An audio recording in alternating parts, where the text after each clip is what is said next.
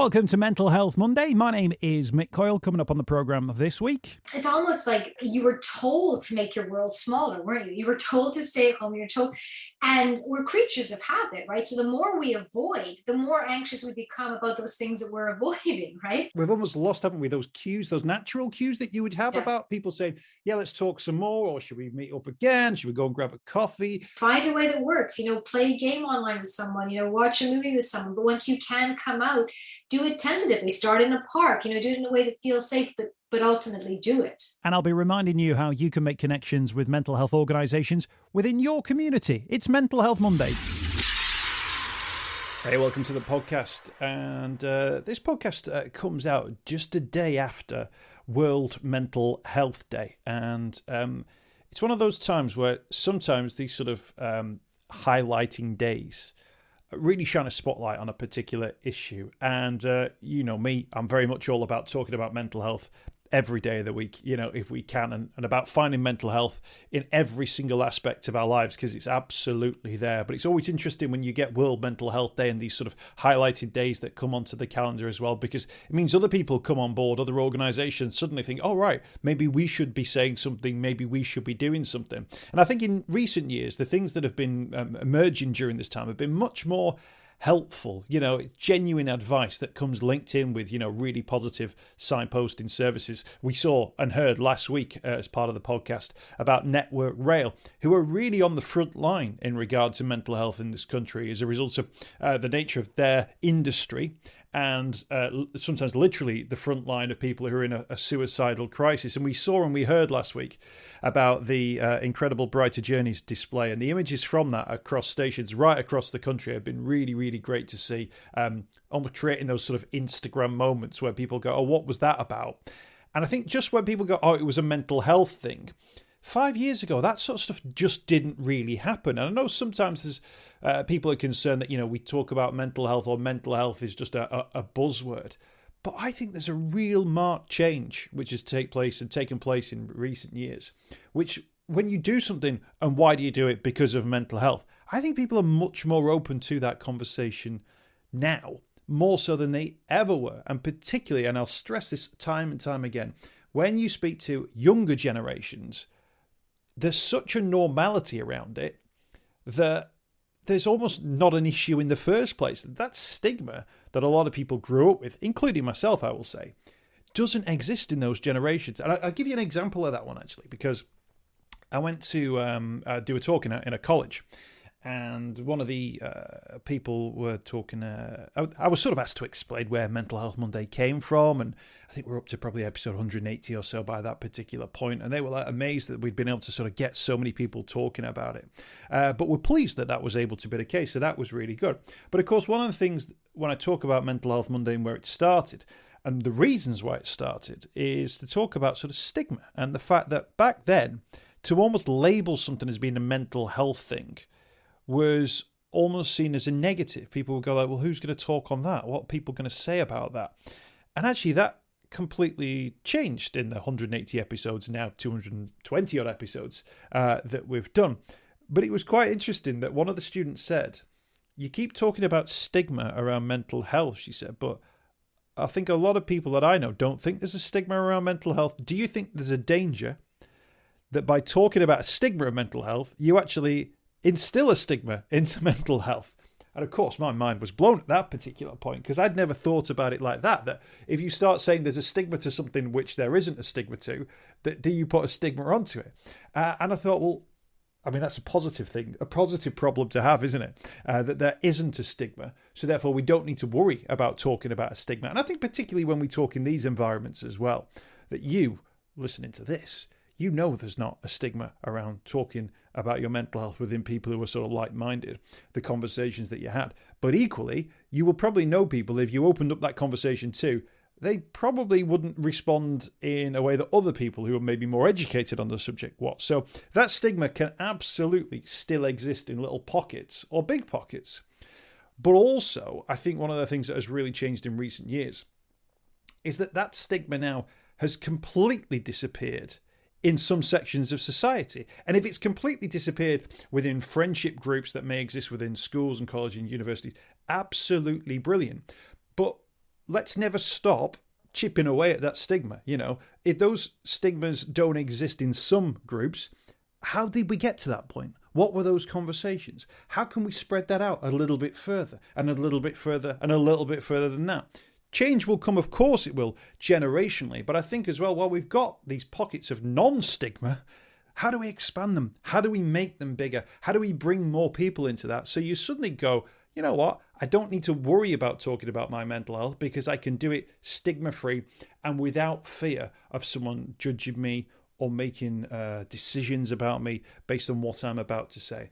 And I think that conversation's really moving on. And I wanted to mention it sort of for World Mental Health Day because right across the globe, there are people opening up to this issue. But institutionally, governmentally, just culturally, this will not disappear in one day. It will not disappear in one generation. This is a multi-generational approach to mental health and talking about things in a completely different way. So it's one of the things I'm really proud to talk about and something that I will continue to talk about on the podcast. I'm going to have a conversation this week with Dr. Linda Papadopoulos. Now, as I was a young man growing up, Dr. Linda was always the sort of the psychologist voice on TV shows like Big Brother, a classic example where I remember when Big Brother started, it was like a scientific experiment, wasn't it? About in the end, it became this. I don't even know what it became in the end because I stopped watching it. But it moved away from that scientific experiment to be like who can have a fight and who can cop off with who. But right at the start, there was very much that focus about how were people responding within group environments. It was always really interesting. And Dr. Linda Papadopoulos was always a key part of that. So it's great to get her on the podcast this week for a quick conversation, actually, this week. And the reason it's a quick one is because I've been teaming up with the Where's Your Head At team from Bauer Media. Now, the Where's Your Head At team, and I'm pleased to say I'm now part of it, are campaigning for mental health first aid training to be available in all workplaces and all higher education settings as well, colleges and so on and so forth. And we've had some really positive steps forward in regard to that one. There are various things going through Parliament at the moment, which will mean we will hopefully achieve those aims. But actually, the call from Where's Your Head At this year for World Mental Health Day is what will you say on World Mental Health Day? And what it's about is it's about reaching out to people that we maybe lost touch with, maybe friends who we think, oh, actually, you know what, I've not spoken to them in a while. Maybe it's been the entirety of the pandemic, which, you know, started out being this 3-month period, then it was a 6-month period, and, you know, we're getting on to, well, where are we now? 18 months of not having those typical friendship interactions, and that might be meeting somebody in a coffee shop. It might be going down the library, speaking to someone there. It might be going to the pub. It might be going out to a restaurant. All of those things which we would do normally, but we've almost got out of the habit of doing. And I think it's important that we almost get back into some of those habits, but on our terms, if you like, because there are some habits which, you know, it's good to break and it's good to come up with new things. But if people are now fearful of reaching out to friendship groups or are unsure whether or not those friendship groups are, you know, still existing, if you like, I guess the idea for World Mental Health Day is to reach out and to say, hey, how have you been? Not seen you in ages. Can we, you know, meet up for a coffee? Not seen you in ages. Can we go for a walk in the park? And I think, and we'll touch on this with Dr. Linda, everyone's in a slightly different place on this. Some people will say, yes, I've been dying to get in contact. I can't wait. I've just been really busy. Other people will say, oh, you know, I'm still a little bit worried about things. But of course, it means you can say, well, let's organise a Zoom conversation. Let's watch a film together on Zoom. We'll press play on Netflix at the same time and go from there. And I think it's one of those things which we all can actually do. I caught up with a friend just the other day, and I thought I hadn't seen him for, you know, a few weeks. It turned out it had been 6 months. Also turned out during that 6-month period, he'd had 3 heart attacks. And I was like, goodness me, I said, it feels like it's just a matter of time, you know, before I saw you last. And yet he'd had this life-changing event, which had meant he wasn't able to communicate and all those things as well. And I just thought, goodness me, you know, and that was a relatively short period of time. Of course, people will have had all sorts of things happen to them in the last 18 months or so. There'll be family members who have been born. There'll be family members that they've lost. And I think we almost need a time, don't we? A big catch-up, a big brew, you know, or a pint or whatever it is, to sort of just remind ourselves about why we had these friendship groups in the first place, why we had these friends, how we connect to them, how we connect with them as well. One of my best friends growing up as well, you know, I saw him the other day. I worked out I hadn't seen him for about 3 years. And the reason that we hadn't seen each other was that we'd sort of gone a slightly extended period of time where we hadn't been able to catch up, and that would have been 18 months. But of course, lockdown hit, and then that was 18 months where we couldn't do anything. So I saw him the other day, and I was like, right, here's my son. You've never met him, and he's a toddler, and he's talking and things like that. And my mate had literally never seen him, because we, up until the point at which he was born, was the last point which I saw him. And it's almost depressing that you think, oh, these are my real friends, and these are the people I like, yet we lose touch with them. Anyway, the idea around World Mental Health Day this year is, what will you say? So what will you say? What will that conversation be? How do you open up that conversation? And I think, how have you been? What have you been up to? Even if you have to say to them, what have you been up to this week? How have you bbeen? Did you have a good summer? Those opening questions, which allow you to then ease your way into that conversation, which means that you can then talk about, how was the start of lockdown? Have you lost anyone? Maybe talk about your own experience of losing someone during that time, the job uncertainties and all of those things that come. Lots of different conversations to have, a million and one things. What new hobbies did you pick up? If they didn't pick up any new hobbies, what were those sort of coping mechanisms that they sort of employed during the pandemic? Or maybe they just want to tell you that it was a real struggle, and I think we can all empathize with that. But it's about having those conversations, picking up the phone and really having a chat with people. Anyway, that's me talking way too much at the start of the podcast this week. I hope you're well. Thank you for getting in contact with us at the podcast. Thank you to everybody who's dropping me emails. What I'm going to do, because it's been World Mental Health Day, I'm going to do not a clean break as such, because I'm in conversations with lots of different people, but I've got a week off in a week or so's time. So what I'll do is I will make sure that the list of people that we're on, I'll make sure I'll give it a big refresh. So if you want to get involved in the podcast, maybe you want to come on as a guest, I'd love to hear from you. My email is in my Twitter bio at Mr. Mick Coyle, Coyle. I'd love you to get involved in that. You can join the Facebook group as well. You can post messages through that. Just search for Mental Health Monday. You'll see the podcast out for that one too. I'd really like to hear from you. Do join in the conversations. Really appreciate it. Let's hear from Dr. Linda Papadopoulos. It's been a really difficult time for people during the pandemic. So what will you say on World Mental Health Day? Maybe it's time to reach out. I think you're spot on. It's so interesting, right? We had this kind of, the word unprecedented was used a cajillion times. It really was. We went from kind of our normal interactions at work with friends, with family, to being moved online completely, almost overnight, right? So, in many ways, I think what would have taken us a long time to figure out, how do you connect online meaningfully? How do you ensure that you kind of take a break if you have to work there all the time? What's the difference between voice and video? All of these things, we had to hit the ground running and kind of make decisions about that and understand that. And I think, while thank goodness we had that online world, I think for a lot of people, figuring out those boundaries, figuring out how to get a bit of that self-care while they were online was very hard. Absolutely. And in terms of that, we all tried to sort of muddle our way through, because of course there was no guidebook to it, particularly in those early stages as well. It's no surprise that maybe some people did drift away from some of those friendship groups that they were with, or maybe didn't want to get on board with, the Zoom quizzes, and naturally sort of went within themselves during that period, particularly those lockdown periods. I think you're right. Look, for a lot of people, I think there was a sense that it's almost like, you were told to make your world smaller, weren't you? You were told to stay at home, you were told, and we're creatures of habit, right? So the more we avoid, the more anxious we become about those things that we're avoiding, right? So we were avoiding those social interactions.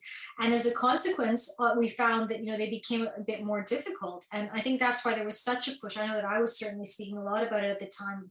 Get on and do meaningful things. I mean, I would cook with my mother. She lives in Cyprus. I live in the UK, but it was great. She could criticize my cooking from afar. It worked out wonderfully.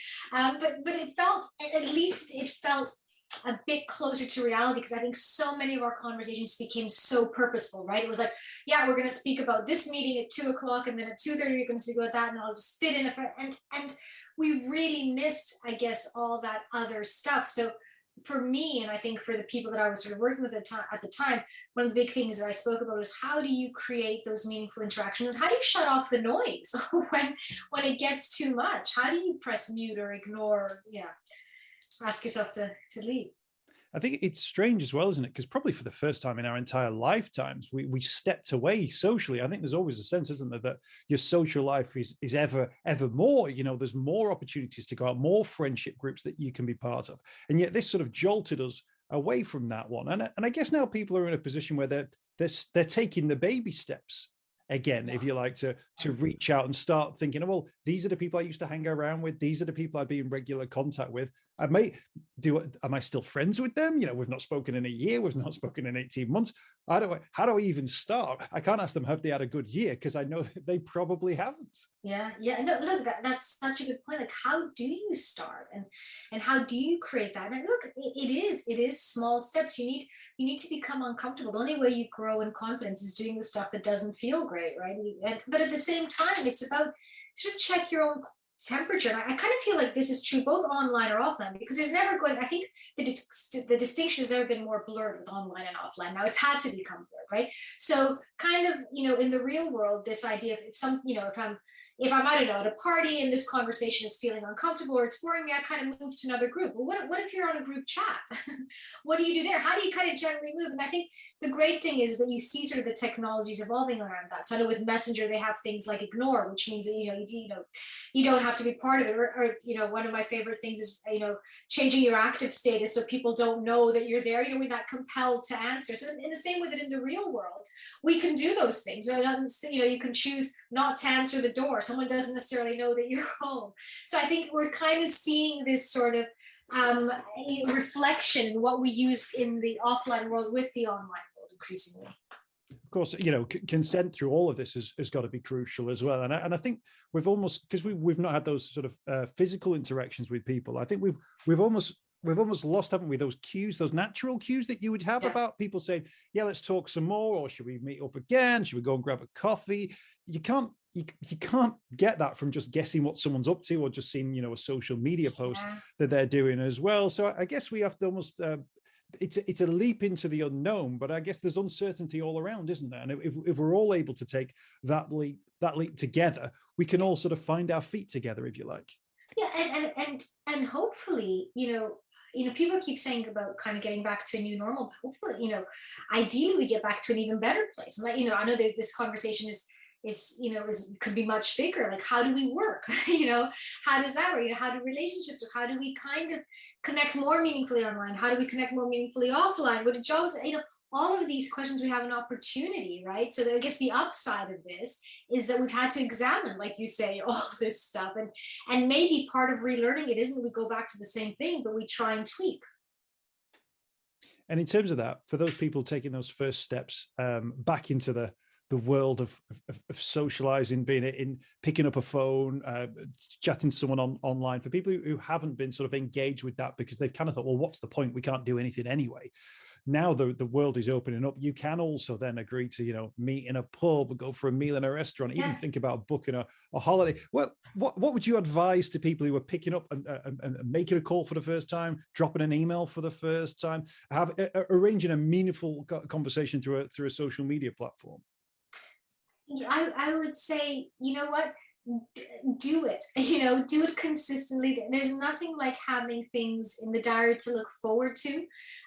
So make a point of doing it. A big part of self-care is taking your own temperature. I think that's the other thing that I would say. So this is also a good time to kind of ask yourself, is this a relationship that's working for me? Is it not? Is it nourishing? So, it's not that it's about as many relationships as possible. It's more about as many meaningful relationships. It's not about as many experiences as possible. It's about meaningful experiences. So kind of, I think, being a bit more nuanced about, what we decide to do, but ultimately and sort of critically, it is about coming out of those comfort zones and trying new things.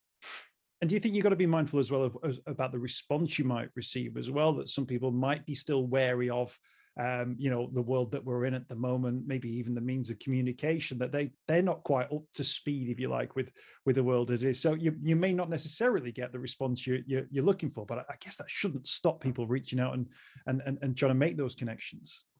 Absolutely. And there's always ways around that, about setting your boundaries, right? About kind of making those connections, but kind of setting, early on, what are your expectations? What do you expect from it? And what do they expect from you? And kind of having that kind of clarity within the interaction. Yeah, absolutely, absolutely. And I guess your final plea for people not to be alone and suffer alone. You know, ONS stats just out this week: 1 in 5, 1 in 6 people had suffered with depressive symptoms in the summer just gone. And during that time, I think 63% had said that loneliness was a factor in all of that. So it's happening. It's out there. These connections, we need to make them because people are struggling. They are, and look, we're social beings. We're made to not be alone, and we are. You know, it's that thing everyone says. We are living in the most connected time ever. The point is, though, ensure that those connections are working for you, right? So, you know, it's not just about the accounts meeting. That's not really connecting. It is about, you know, and again, those are people that I know. There's still people that are stuck at home that are kind of, you know, compromised and they're worried, and you know, find a way that works. You know, play a game online with someone. You know, watch a movie with someone. But once you can come out, do it tentatively. Start in a park. You know, do it in a way that feels safe, but ultimately do it. Absolutely. Dr. Linda Papadopoulos, thank you so much for your time. Really appreciate you joining us today. Such a pleasure chatting. Thank you so much. I hope you've enjoyed this week's podcast. Thanks for checking out Mental Health Monday. My name is Mick Coyle. You can find me on Twitter at Mr. Mick Coyle. You can also find me, Mick Coyle, on Facebook as well. Don't forget, if you want to speak to somebody about your mental health, you can do so. The Samaritans, free to call on 116 123. You can find mental health services where you are. Just look for the Hub of Hope. Type in your postcode. It'll find those mental health services close to you. And for support in a crisis, you can text SHOUT to 85258. That's if you're experiencing a personal crisis, you're unable to cope and need support. SHOUT to 85258. That's a text line. Do get involved in those services. In an absolute emergency, always remember the number to call is 999. Thanks for downloading the podcast this week. We'll be back next week with more Mental Health Monday.